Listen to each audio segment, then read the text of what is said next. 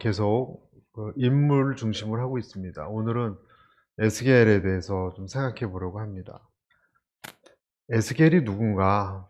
네, 생소하신 분들도 많고요. 에스겔서는 워낙 좀 난해해요. 어려워요.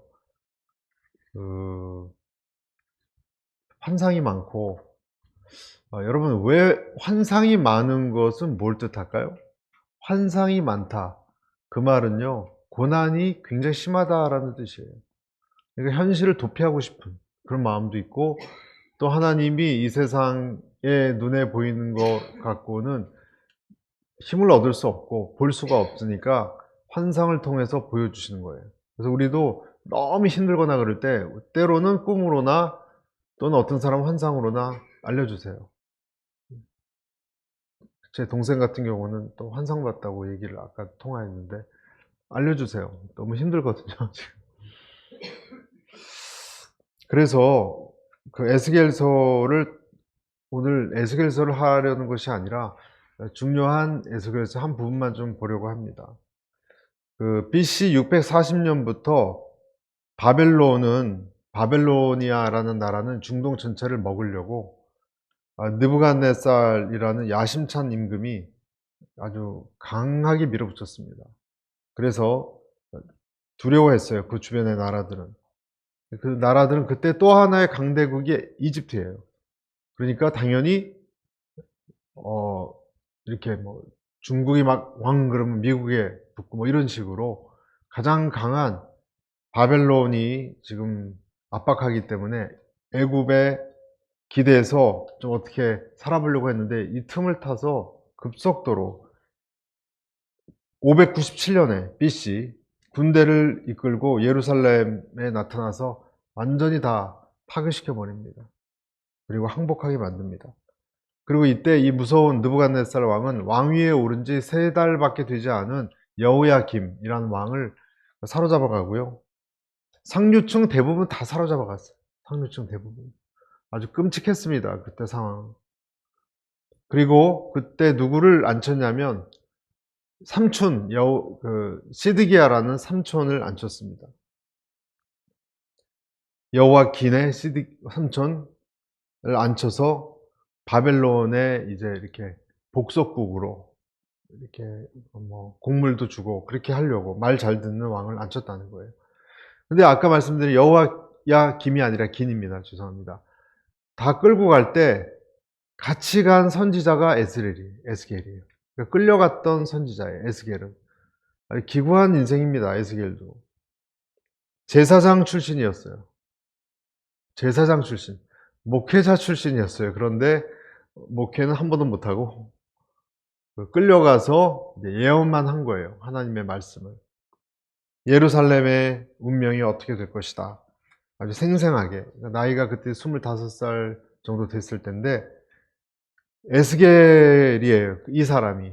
이 난국에 끌려갔을 때, 청년 때, 거의 청년의 나이에 25살 에스겔. 그 이름이 여호와께서 강하게 하신다. 아버지가 이름을 지어줬어요. 왜 그랬을까 생각해보면, 너무너무 힘든 시기이기 때문에 좀 하나님이 널 강하게 해줄 거야 라는 마음으로 지으시지 않았을까. 예레미야 선지자도 좀 전에 거의 비슷한 시기에 제사장 출신입니다. 예레미야도. 여러분, 눈물의 선지자 예레미야 저번에 다뤘죠? 출신인데, 에스겔은 그래도 아내도 있고 집도 있고 좀 괜찮게 살았습니다. 에스겔은. 그렇지만 다 빼앗기고 끌려갔죠. 예루살렘의 멸망을 위해서 선포했던 사람이 예레미야라면, 에스겔은 그럴 겨를도 없고 그 바벨론으로 가서 유다 백성들과 같이 살면서 거기서 예언을 했어요. 이국 땅에서 예언을 했어요. 조금 다릅니다, 상황이. 그렇지만 이제 같이 끌려갔지만 그 아내는 가서 얼마 되지 않아서, 젊은 아내는 일찍 죽었습니다. 어쨌든 뭐 예레미야나 에스겔이나 제사장으로서 평범하게 활동할 수 없는 시기에 비상하게 하나님이 쓰신 인물인 것은 공통점입니다. 그래서 22년 동안 바벨론 왕 느부갓네살이 다스리는 바벨로니아 근처 커발 리버, 그발 강가 근처에서 델아비브를 중심으로 약 22년 예언을 하는데, 시기가 딱 그 두 가지 예언의 칼라가 두 가지입니다. 첫째는 제일 먼저 포로로 잡혀갔을 때부터 그 포로로 잡혀가고 그 다음에 완전히 다 멸망할 때까지 7년 정도 시간이 걸리거든요. 그러니까 그냥 하루아침에 다 끝나는 게 아니라 1차, 2차, 3차 포로도 다 그렇게 잡아가고요. 그 심판이 시작돼서 완전히 나라가 멸망하는 게 7년 걸려요. 7년. 그러니까 그 동안 그러니까 잡혀갔고요. 잡혀가서 아직 더 잡혀서 올 사람들을 기다리면서 또 잡혀간 사람들은 어떻게 생각했냐면 하나님이 그래도 우리를 놔주시겠지. 맛배기만 보이겠지. 고난은 몇 년 하다가 이제 끝나겠지. 이렇게 생각했다는 거예요. 처음에 잡혀갔던 이 사람들은. 그리고 이제 잡혀갈 사람들도 에이, 또 하나님이 어떻게 그 백성을 진멸하시겠어? 그렇지 않을 거야. 굉장히 좋게 생각했다는 거예요. 잘 될 거라고. 그런데 에스겔이 첫 번째 했던 메시지는 그런 것이 아닙니다. 에스겔이 했던 메시지는 뭐냐면 아주 이들이 들으면 가슴 아파할 일이에요. 하나님의 심판은 끝까지 간다. 그리고 돌이키지 않는다. 알량하게 하나님이 처음 맛배기만 보여주고 이젠 돌이키실 거다. 그런 생각을 하지 마라. 하나님은 그런 분 아니다. 아니요. 사랑의 하나님이 어떻게 그러실 수 있어요? 질문하는 유대 백성들에게 에스겔은 하나님의 심판은 이제 시작됐다. 듣기 싫은 얘기를 한 것입니다.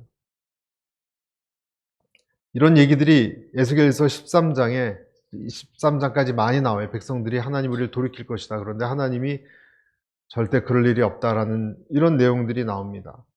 여하튼 에스겔은 너희들의 희망은 잘못된 희망이다. 너희들의 희망은 잘못된 희망이다. 이 거짓된 선지자들은 좋은 날이 곧 올 것이다 라고 얘기했지만 에스겔은 그럴 일은 없다. 이게 첫 번째 메시지에 어두운 메시지죠. 했던 사람입니다.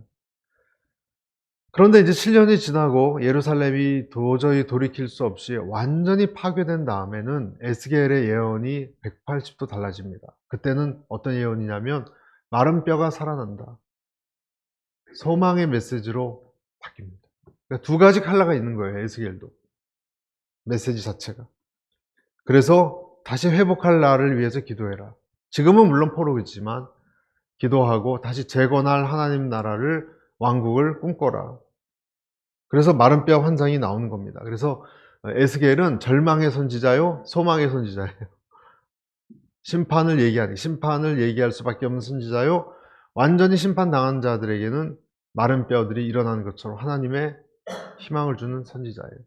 여러분 이것을 보면 하나님 우리를 대하시는 것이 크게 다르지 않아요. 내가 하나님께 매를 맞는다, 어려운 일이 당한다 했을 때 아유 조금만 참지, 인간적으로 생각했다가는 큰 코 다칩니다. 그것은 오래 가거든요. 그러나 내 소망이 이제는 완전히 저는 끊어졌습니다라고 할 때는 하나님이 일으키세요. 여러분 많은 분들 간증 들어보세요. 그렇지 않습니까? 내가 그래도 뭐 할 수 있다라고 할 때는 하나님이 계속 어려운 일을 주시지만 나는 이제 하나님 앞에 완전히 약호가 죽어서 이제는 할 수가 없습니다. 절망할 때, 주님만 바라볼 때 진정으로 그때는 일으키세요. 하나님께서 오늘 그래서 저를 통해서 우리 모두에게 두 가지 메시지를 주신데 첫 번째는 한번 저를 따라서 해주시죠. 너의 현재 상태를 보아라. 네, 하나님이 가장 기뻐하시고 하나님이 비상한 시기에 우리에게 자주 들려주시는 메시지예요. 사람들은 몇 주 전에도 얘기한 적이 있을 거예요. 빨리 환난 지나가게 해달라고 기도하는데 하나님의 뜻이 거기에 없어요. 말씀드렸죠. 하나님이 고난을 주시기로 했다면 기도해서 빨리 고난이 물러간다면 그 자체가 무슨 의미가 있어요. 어떤 계획이 있어서 뜻이 있어서 그렇게 주셨을 텐데, 그래서 그때는 우리가 질문해야 될 것이 보여달라라는 거예요. 보여달라. 너의 현재 상태를 보아라. 왜냐하면 현재 상태를 못 보기 때문에 사람들의 환난이 길어지고 있고, 그리고 계속 우리를 다시 회복시켜만 달라라고 어린 나이 같은 기도밖에 하지 못하니까 하나님의 에스겔을 통해서 그들의 상태를 보아라 라는 어떤 그 행위들을 하십니다. 구체적으로 유대민족이 당한 큰 문제가 무엇인지. 여러분, 우리들의 대부분의 문제는 지금 빨리 위기를 모면하는 것이 아니라 하나님이 보시기에는 뭘 봐야 될 것을 못 보기 때문이에요. 지금 뭔가 봐야 돼요. 못 보기 때문이에요. 옆에 있는 사람이 얘기를 해도 못 보는 사람 가족 중에서도 있지 않습니까? 난 뻔히 보이는데 저걸 좀 회개했으면 좋겠는데 아무리 얘기를 해도 마이동풍이에요.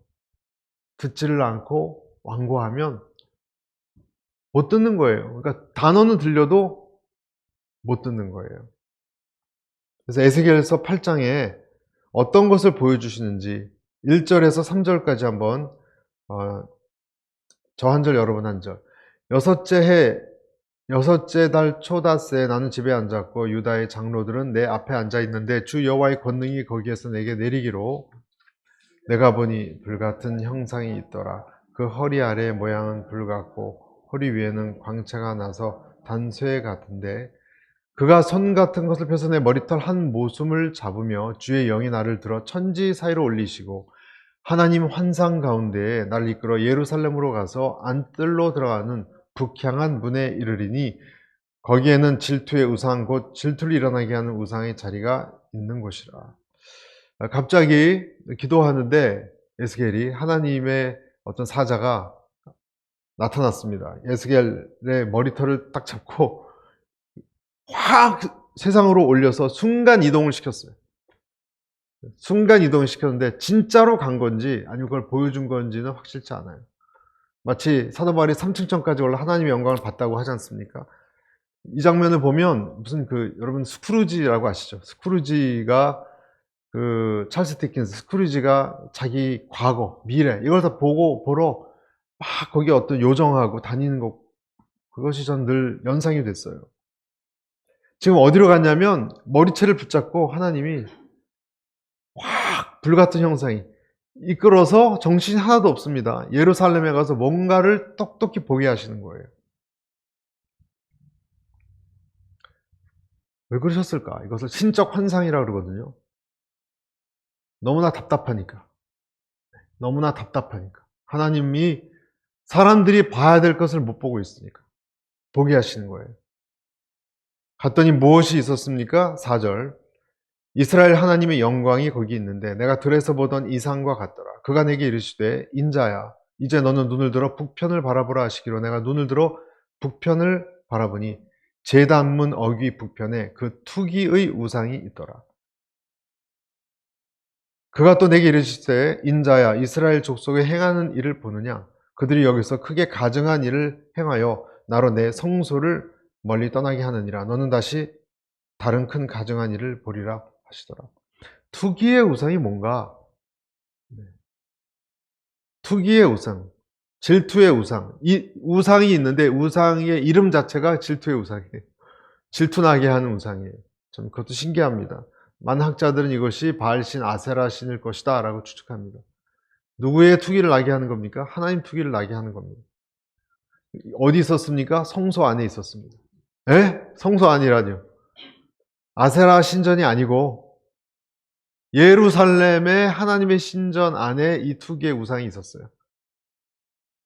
심각해집니다. 이렇게 되면. 나란히 있었어요. 이제는 이스라엘이 유대가 멸망할 때에는 하나님의 전 안에 아세라 신을 같이 세워놨어요. 여러분, 이게 말이 됩니까? 말이 안 되죠? 하나님이 보여주신 거예요.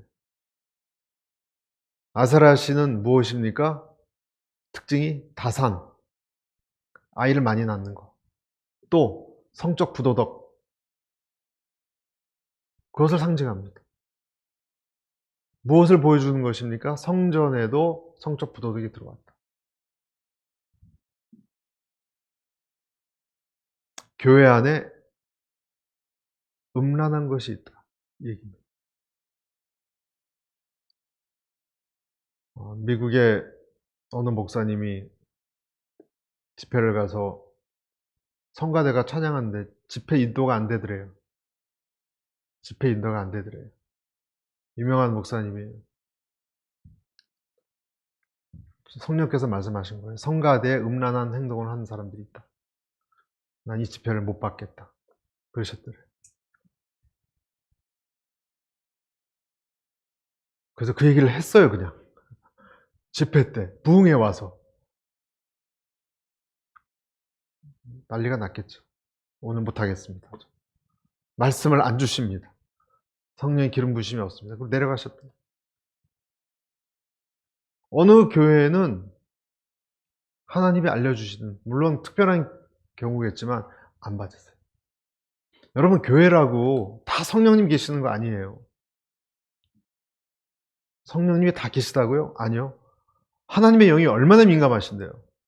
여러분, 성령님은 굉장히 민감하세요. 제가 한번 말씀드렸나요?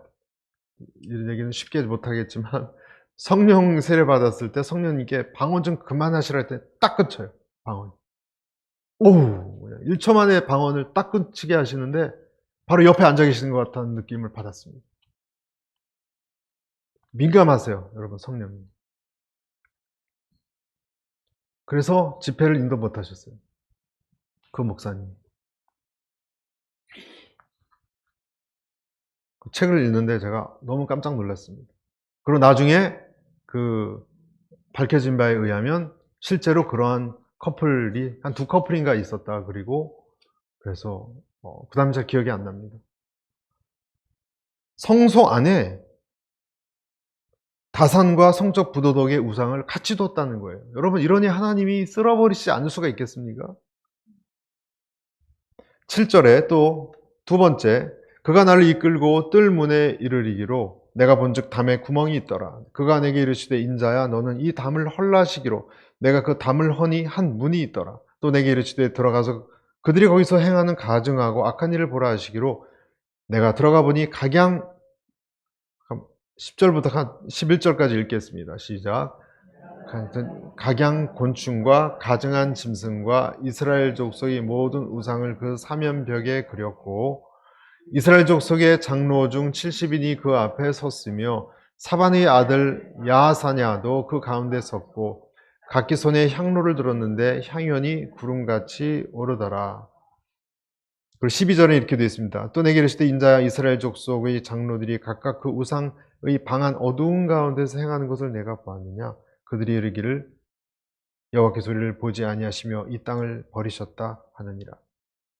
지금 장로들 70명이 짐승들에게 향을 드리고 있는 모습을 보여준 거예요. 그러니까 새까맣게 몰랐던 거예요, 여러분. 다른 사람들은 성소 안에 이런 일이 일어나는지를. 왜냐하면 알려줬으면 에스겔도 알았겠죠. 그렇죠. 에스겔까지도. 그런데 지금 여기서 보세요. 어두운 가운데서 행했다 그랬잖아요. 그러니까 하나님의 예루살렘 성전 안에 각양 곤충들 어떤 것을 의미합니까? 뭐 예를 들어서 악어, 뱀, 또 무슨 이런 풍뎅이 이런 것을 조각한 것을 모셔놓고 절을 하고 이것은 다 이집트에서 온 겁니다. 왜 이집트의 신들을 모셨을까? 이집트는 이런 형상들이 기괴한 게 많거든요. 바벨론이 쳐들어오려고 하니까 무서우니까 이집트에 가까이 하다가 그걸 다 수입한 거예요. 그들의 수호신을. 그것을 성전 안에 버젓이 놓고 그것도 70인 나중에 70 신약의 산헤드린 공회라고 아시죠? 그 기원이 여기에요. 장로들 70인 장로들. 애굽의 신들을 누가 섬겼다고요? 장로들이 섬겼대요.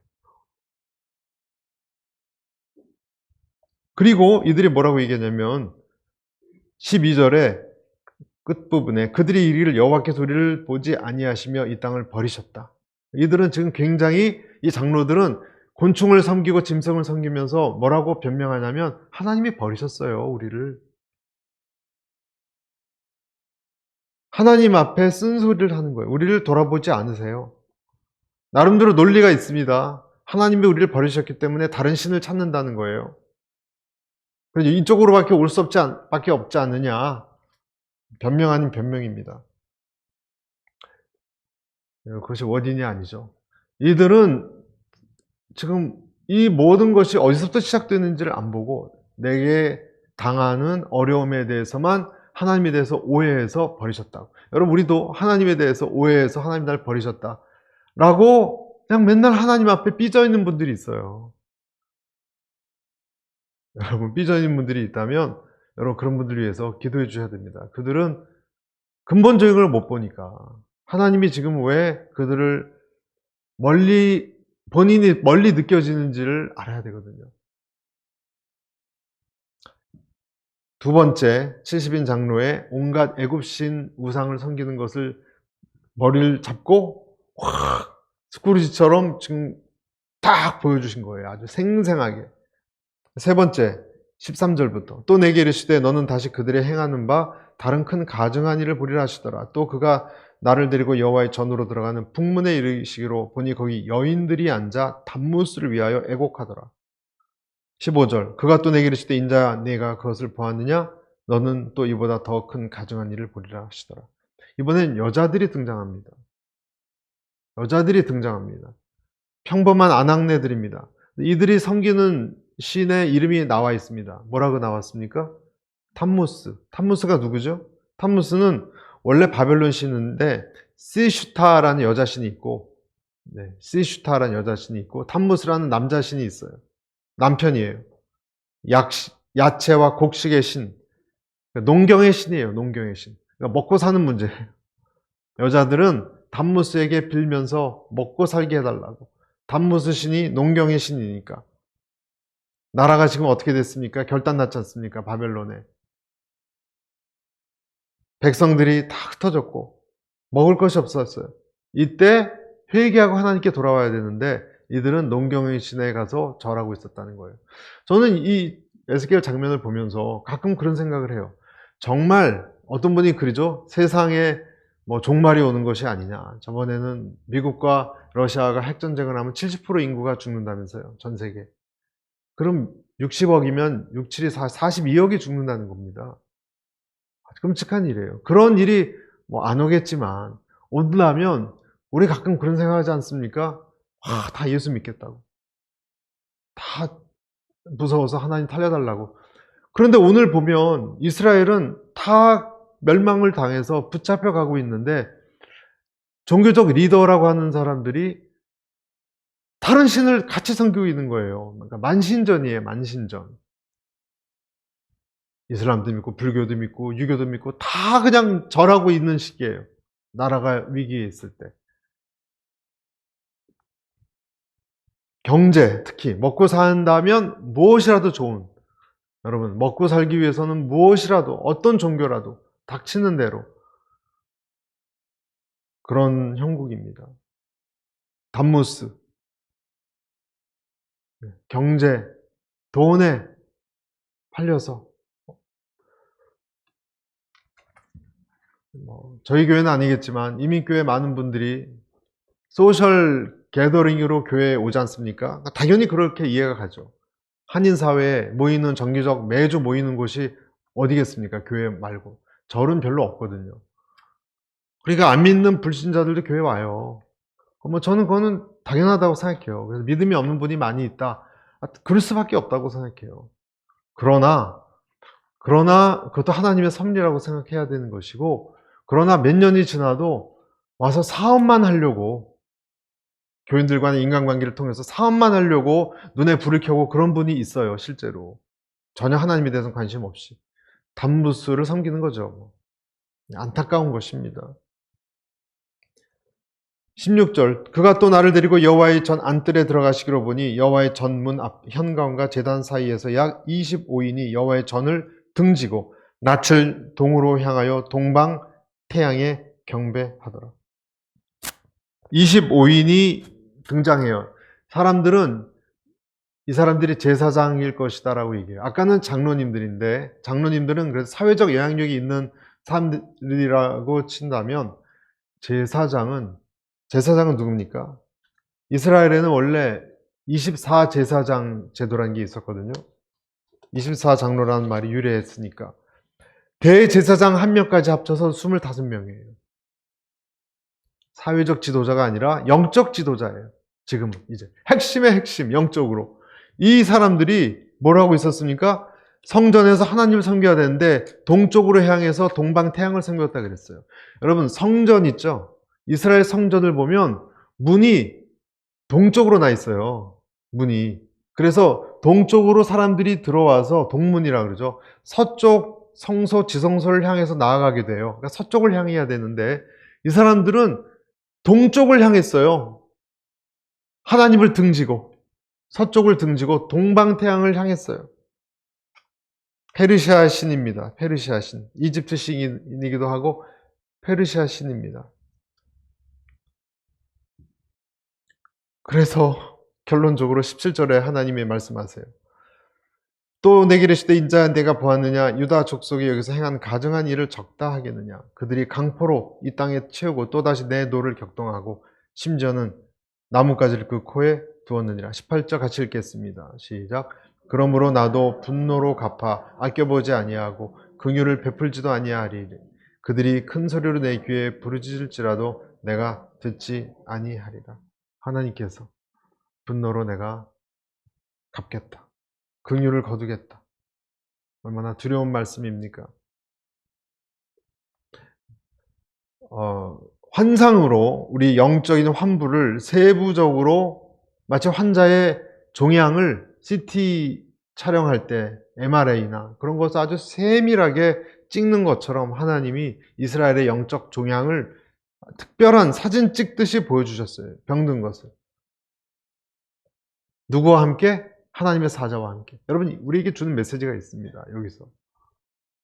메시지가 있어요. 하나님께서는 겉보기엔 멀쩡해 보이지만 속으로 파고 들어가면 환부들을 하나님과 함께 성령님께서 보여주세요. 느끼게 해주세요.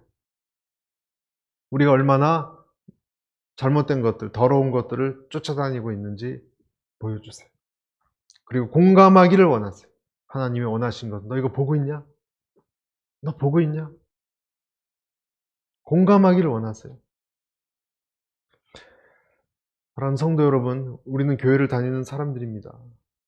우리가 하나님의 명을 받들어서 이런 것을 우리 주변에 혹시 깨닫지 못한 사람이 있으면 보여주는 그 역할을 우리도 해야 돼요. 나에게도 그걸 적용해야 될 뿐만 아니라 저들이 왜 지금 저런 어려움이 있는지를 그들에게 가서 어떤 기회를 찾더라도 보여줘야 됩니다. 그래서 하나님의 공감을 그들이 공감할 수 있게 해야 됩니다. 이것이 예배예요, 여러분. 예배는 무엇이냐? 하나님이 보도록 내 마음을 보고 세상을 보도록 하는 것이 하나님과 세상을 다시 보는 것. 하나님과 나를 다시 보는 것. 우리에게 주시는 첫 번째 메시지예요. 하나님이 여러분과 함께 여러분 가족을, 여러분 지인을 다시 볼 수 있게 하시기를 축복합니다. 못 봤던 거를 다시 보는 거예요. 하나님이 보게 하셔서 보게 하는 거예요. 얼마나 대단하고 위대하고 중요한 일이겠습니까? 영적 충동이라 그래요, 이것을 여러분. 하나님이 나를 데리고 보여주시려고 하는 영적 충동, 느끼게 해주는 것을 따라가지 않으면 해소되지가 않습니다. 이스라엘은. 병균이 옮아있고 도려내야 될 것을 전혀 모르는 환자와 똑같은 것입니다. 무시하면 여러분 하나님이 동행해서 그걸 보여주고 너 보지? 너 보고 있니? 너 어떻게 할래? 이렇게 하시는 것을 내가 만약에 거절하죠? 어떻게 하세요? 하나님이? 끝까지 보여주시려고 한다고요? 물론 그럴 수도 있어요. 그런데 성경에 보면 예수님도 이렇게 동네마다 다닐 때 복음을 접하지 않고 설득하고 기적도 베풀었지만 반응이 없을 때는 어떻게 하셨어요? 아유, 그래도 또 다음 주에 나오셔야죠. 그러지 않으셨어요. 신발을 털고 소금을 뿌리고 떠나라 그랬어요. 어차피 그들은 동조 안 할 거니까. 명확한 구분입니다. 그래서 여러분, 기독교는 은혜도 있지만 이런 면도 있다는 것을 우리가 좀 서늘하게 생각해야 되는 거예요. 하나님은 우리에게 어떤 걸 보게 하세요. 보게 하실 때가 있어요. 영적인 충동을 가지고 세부적으로 펼치라고 할 때가 있습니다. 그때 그것을 공감하고 따라가서 나의 단무수가 뭔지, 내가 어떤 곤충들을 섬기고 있는지, 여러분 우리도 알게 모르게 지저분한 것들을 자꾸 높이 평가하고 그럴 수가 있거든요. 그것을 하나님은 똑바로 보게 하세요. 언제 똑바로 봅니까? 환란 때. 지금 환란 때잖아요. 환란 때가 아니면 언제 봅니까? 내가 태양신을 보고 있는 건지 하나님을 보고 있는 건지, 아니면 내가 섬기는 하나님의 전에 다른 신이 같이 동등한 대우를 받고 있는 건지. 여러분, 주님을 섬기듯이 동등한 대우를 받고 있는 나의 취미가 무엇입니까? 나의 취미가 무엇입니까? 저는 이런 분들 봤어요. 강아지가 아프다고 교회를 안 나온대요, 그날.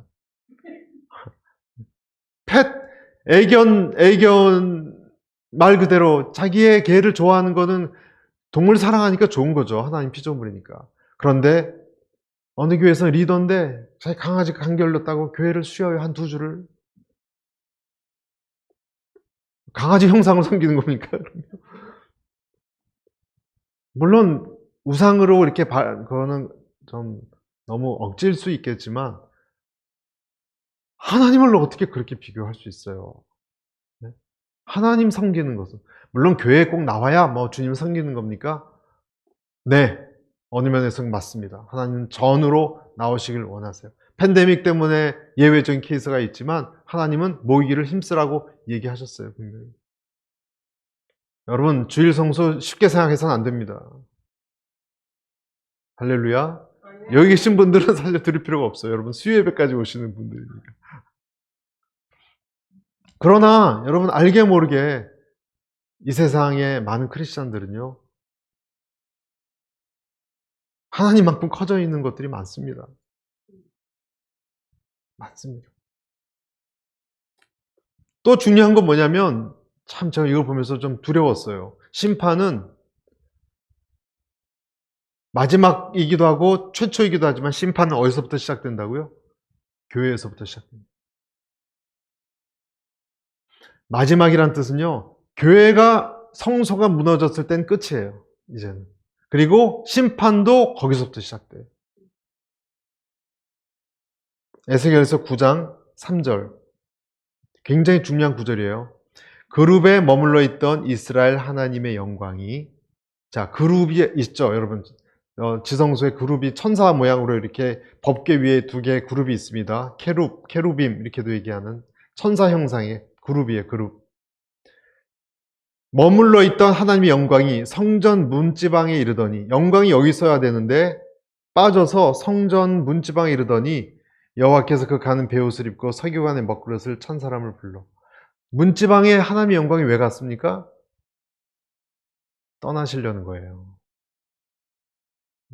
성전에서 떠나서 문지방까지 나가셨다는 거예요. 그래서 아까 처음에 제가 교회가 다 교회가 아니라고요. 만약에 교회에 음란함이 있고 다툼이 있고 돈을 사랑하는 사람들만 잔뜩 모여 있으면 하나님은 촛대를 옮길 수 있어요.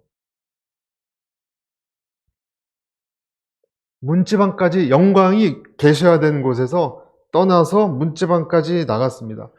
거기까지도 뭐 그럴 수 있다 생각해요. 그 다음에 뭐라고 나왔어요? 베옷을 입고 서기관의 먹그릇을 찬 사람이 두려운 사람이에요, 여러분. 이 사람이 심판관이에요. 먹그릇을 찼다 그러면 전 너무 무서워요.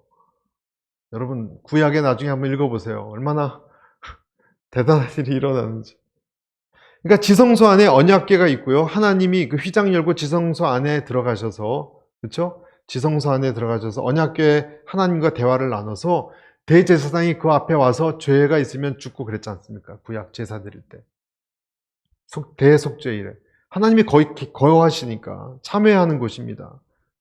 그런데 견디지 못한 하나님이 우상 더미가 되어 있으니까 영광이 올라가면서 문지방으로 떠나면서 동시에 심판이 시작됩니다. 동시적으로. 문지방으로 나아가면 심판이 시작된다고 봐야 되는 거예요. 하나님의 영광이 떠나가면 이제 편하게 살지가 아니라 이제 심판이 오는 거예요. 바깥으로 나가시겠다는 거예요. 여러분, 이것은 성전뿐만이 아닙니다. 신약에 와서는 성전이 개인이라 그랬어요. 내가 성전이라 그랬어요. 가정도 성전일 수 있어요. 하나님의 영광이 떠나갈 수도 있어요. 사무엘상에 보면 여러분, 엘리 제사장 2 아들 홈니와 비나스가 마음대로 행하고 엘리 제사장 죽고 그 며느리가 아기를 낳는데 이름이 이가봇, 그 뜻이 뭐냐면 여호와의 영광이 어떻다고요? 떠났다.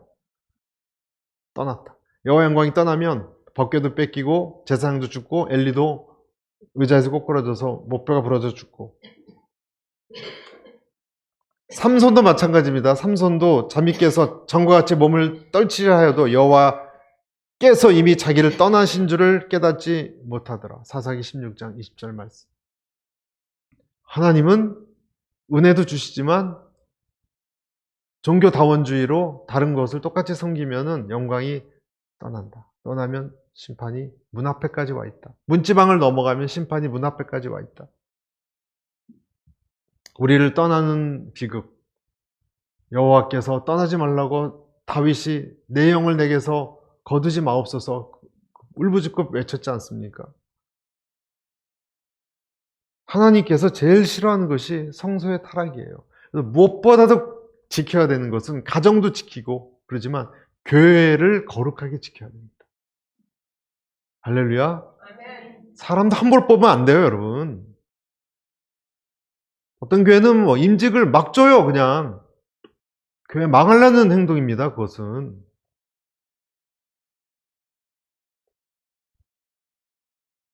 그렇지 않습니까, 여러분? 돈 많이 내면 임직시킵니까? 그런 교회도 있어요. 국회의원이면 임직 주고. 그런 교회가 문제가 생겨서 영광이 떠날 수 있다는 거 아니겠습니까? 금권에 휘둘린다면. 이 생각만 하면 저는 무서워요, 여러분. 자다가도.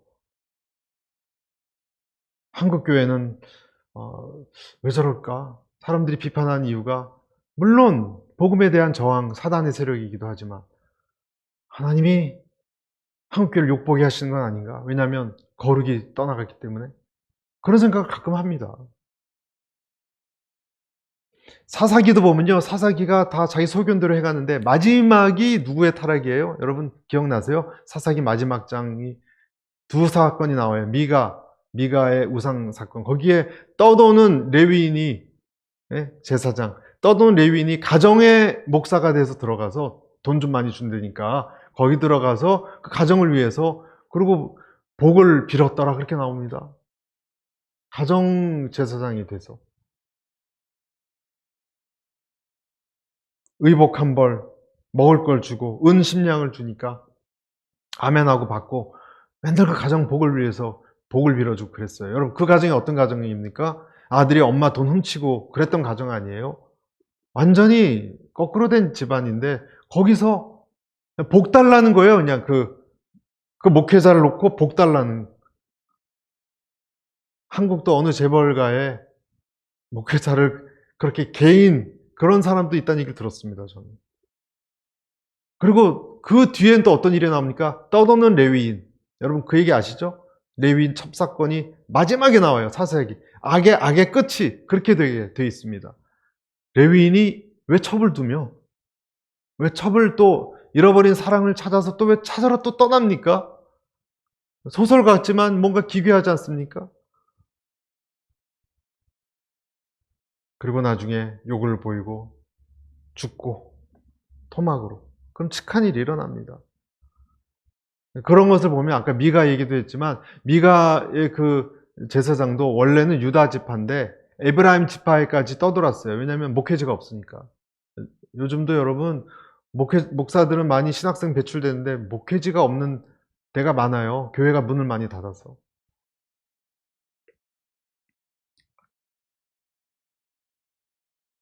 어떻게 해야 되는가? 현대교회가 오늘 조사에 의하면 현대교회가 감리교건, 장리교건, 성결교건 어느 교파건 세 가지를 그렇게 중요시 여기고 추구한대요. 첫째, 축복을 주십시오.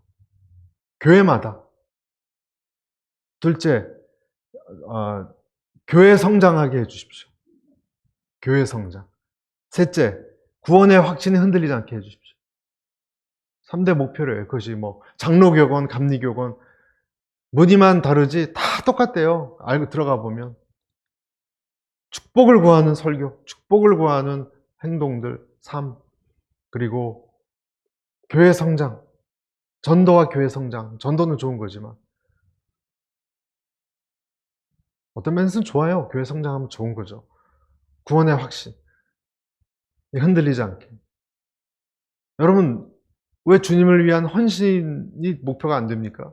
구원의 확신만 가지면 되는 건가요? 그러니까 어디나 이것만 추구한대요. 교단과 상관없이.